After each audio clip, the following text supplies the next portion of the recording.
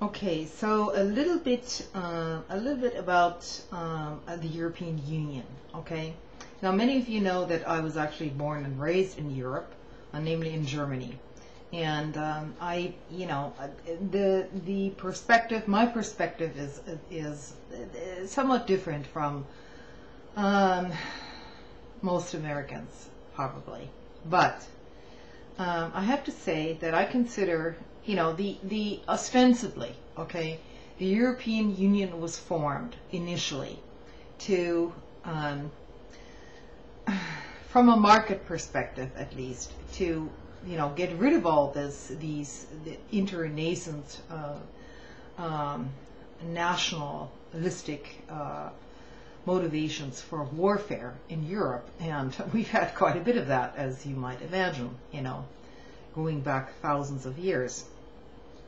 So the initial impetus for that, I believe, was probably a good impetus, but the way it has worked out in the European Union is that we have, or they have essentially, a bunch of unelected, unaccountable people running the whole show at this point.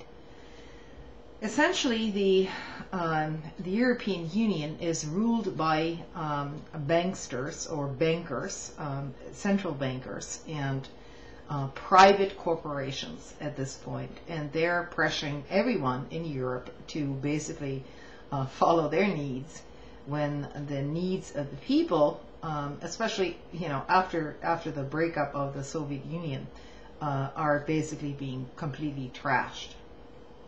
So the perfect example for that would be Latvia, where everything was basically privatized, and you have a failed state essentially. And they're trying to do the same thing with Greece and Portugal and Spain and so on. What is happening in Europe is the same thing that's happening here, namely that the big banks and the corporate elites are controlling the governments of anyone involved, really. So it's not these are completely unelected and unaccountable bodies, by the way, because no nation, other than the powerful economic nations, have, like Germany and France and Britain. Well, Britain is on the brink too, so you can discount that.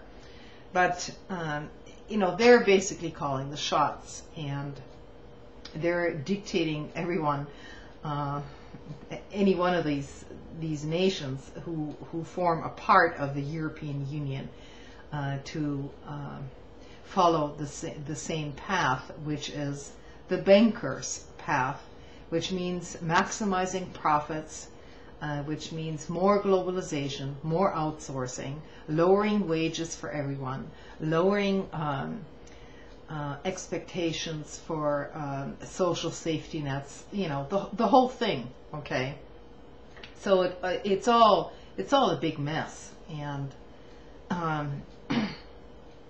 people in Europe, they're probably more likely to stand up against this shit than we are here, because the propaganda in America is so very effective here that people actually think it's a good thing, to keep on with this globalization project, which means that wages for everyone will be driven down to the lowest common denominator. And that seems to be located in Asia, where people make less than $1 an hour. So it's, while I'm not for nationalism per se, that can be dangerous. That can be very dangerous. But this is not the answer. And the whole thing, the euro, in my opinion, is in big trouble. And as a currency, and some nations may actually want to opt out of this whole mess, and it would be in their best interest to do so, and that's my opinion. Greece is one of those examples, you know, and Ireland is too. With all these monetary policies and rescue packages from the IMF and the World Bank, all that means is that ordinary people can no longer get ahead. They're now responsible for all the speculation that the banks and the rich guys made, and they're supposed to pay for their speculative mistakes and for their greed, actually. So the sooner this kind of thing collapses, the better. And I expect some, you know, I mean, it's going to mean huge upheavals. If you default on your debt to other countries, basically your banks in your own country are they become completely insolvent overnight. Okay, so you know, for Greece that means if the Greek government actually decides to default on those loans, which means to basically give the IMF and the World Bank the middle finger, in the long run, I think it's inevitable anyway, because there's no way that they can repay this debt. Okay, it's impossible. And the sooner they do that, I think in the long run, you know, just as happened in Argentina, they can get out from under and actually do something for their own populations down the line. But that is not to say that you're not going to see social upheaval in those countries if that actually happens. In fact, you're going to see quite a bit of it. You know, once you have a run on the banks, people are going to get really, really desperate and pissed off. And ordinary people, you know, and the whole situation is just so screwed up and so, you know, there's no easy way out of it at all. But I think if some of these countries regain their sovereign rights as actually representing the people, and not the banksters, not the bankers, the European bankers and the American bankers and the international bankers, I think eventually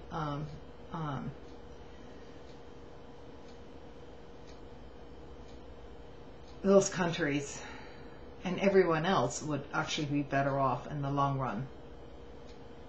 This whole idea of globalization, you know, is a complete pipe dream by the big industrialists and the bankers, because what they want is basically global control over everything, you know, the labor market included. And since most people aren't bankers or rich, you know, they aren't going to benefit from this scheme.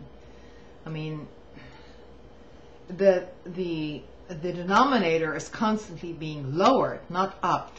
So we're talking about 200, 300 years of progress, which is all being trashed by these entities in order to keep what they call economic growth afloat, when in reality, you know, this economic growth is based on nothing real. You know, you're talking about financial industries who create shit out of thin air and then try to sell it to whoever listens and thinks that this sort of unending credit scheme is just going to continue endlessly. And I'm afraid, you know, it reaches a limit to where that cannot be done indefinitely. So it's kind of hard for me to explain this, but you know, Marx was kind of talking about that, you know, the limits, the overreach of capitalism and all that. And I'm not talking about the Communist Manifesto here. I'm talking about his work, Das Kapital, okay? So he got that much, at least he got that much right, but he could have never anticipated the growth of this financial industry, you know, which basically exists only on paper. So, you know, Marx was kind of thinking, well, industrialization and constant profits and so on. He never envisioned taking advantage of people through basically a complete fakery to start with. So, talk about being scammed. So, not even Marx saw that coming. And I don't think, you know, personally, I don't think the dictatorship of the proletariat would be the answer to that either, because what you're going to have then is a huge, I don't know, huge civil wars everywhere, you know. But ordinary people need to understand that all of our governments are basically controlled by big finance, big banks, and big corporations, and that's the bottom line at this point.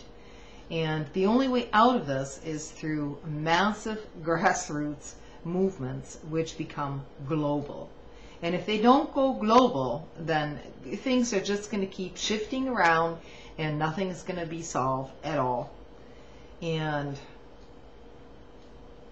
that's not an easy thing to do. I mean, you know, this kind of project will take, I don't know, 100 years or more, you know.